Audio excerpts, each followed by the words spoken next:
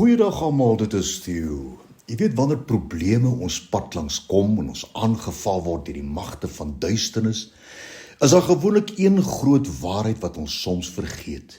En dit is, die Here wil jou bystaan en help. Hy wil saam met jou beweeg met sy volle krag tot jou beskikking. 2 Kronieke 7 vers 14, as my volk, oor wie my naam uitgeroep is, hulle self verneder en bid en my aangesig soek en hulle bekeer van hulle verkeerde weë, dan sal ek uit die hemel hoor en hulle sonde vergewe en hulle land genees. Nou sal my oë oop wees en my ore luister na die gebed van hierdie plek. Is dit nie wonderlik nie? Die Here wag vir jou gebede. Jakobus 4 vers 10, verneder jouself voor die Here en hy sal jou verhoog. En dan 1 Petrus 5 vers 6, verneder jou dan onder die kragtige hand van God. Dit is belangrik om te weet wat beteken hierdie woordjie verneder.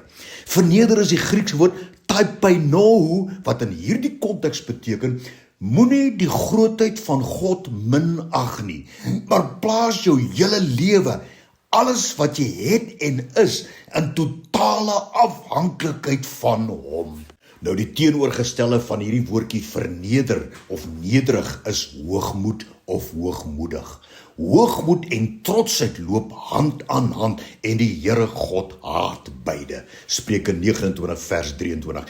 Iemand wat baie van homself dink word hard grond toe gebring, maar iemand wat nederig is, dwing respek af. Matteus 23 vers 12. Wie homself verhoog sal verneder word en wie homself verneder sal verhoog word. Spreuke 18 vers 12. Hoogmoediges se groot praatjies help hulle niks in 'n krisis nie.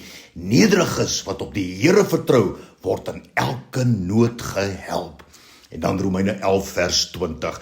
Deur ongeloof is hulle afgebreek, maar jy staan deur die geloof. Moet dus nie hoogmoedig wees nie, maar wees liewer nederig voor God. Dus, die sleutel tot God se uitgestrekte regterhand van hulp in enige situasie is die gesindheid van nederigheid.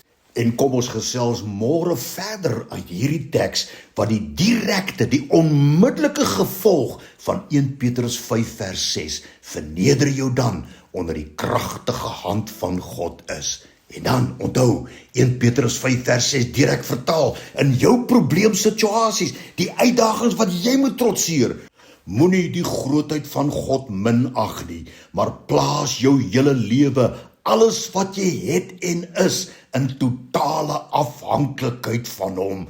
Dankie Here vir hierdie woord, hierdie uitnodiging, hierdie belofte aan elkeen van ons. Amen.